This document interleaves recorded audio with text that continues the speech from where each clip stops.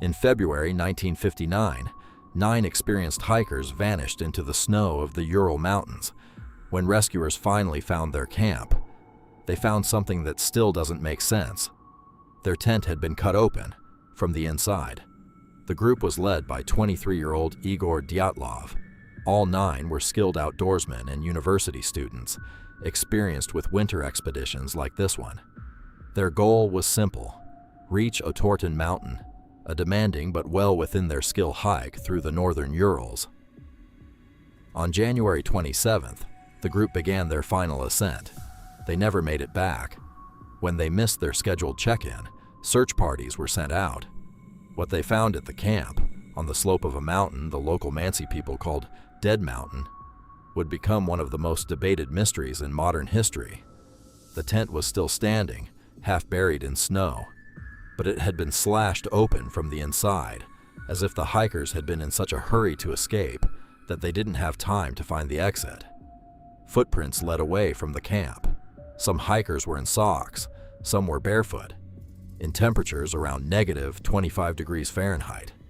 They ran nearly a mile into the forest before the trail of footprints stopped. The first 2 bodies were found near the remains of a small fire, wearing only their underwear. 3 more were found further up the slope, seemingly trying to return to the tent. They had died of hypothermia. The last 4 bodies weren't found until 2 months later, buried under 12 feet of snow in a ravine. And this is where things got stranger. One woman was missing her tongue and eyes. One man had major skull damage. 2 others had massive chest fractures, the kind of force typically seen in a car crash. But there were no external wounds, no signs of a struggle, no indication that another person had ever been there. Investigators closed the case within a month, citing only a compelling natural force.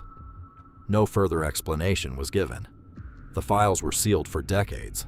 Since then, dozens of theories have tried to fill the gap. Some pointed to a Soviet weapons test gone wrong.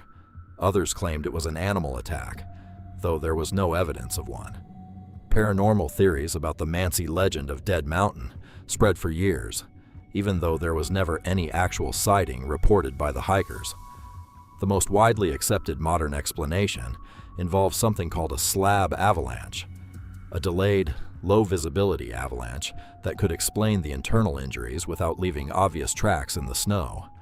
A 2021 study using avalanche simulation modeling supported this theory, showing conditions on that slope could have produced exactly the type of blunt force trauma investigators found.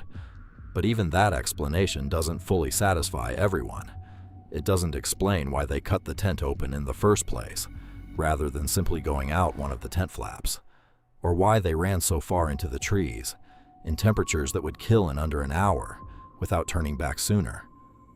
To this day, nobody knows exactly what 9 experienced hikers saw or felt that made them tear their way out of their own tent, half-dressed, into a Siberian winter night. The most likely explanation is also the least satisfying one. Sometimes, nature alone is enough to create a mystery that outlives every generation that tries to solve it. What do you think really happened on Dead Mountain? Let me know in the comments.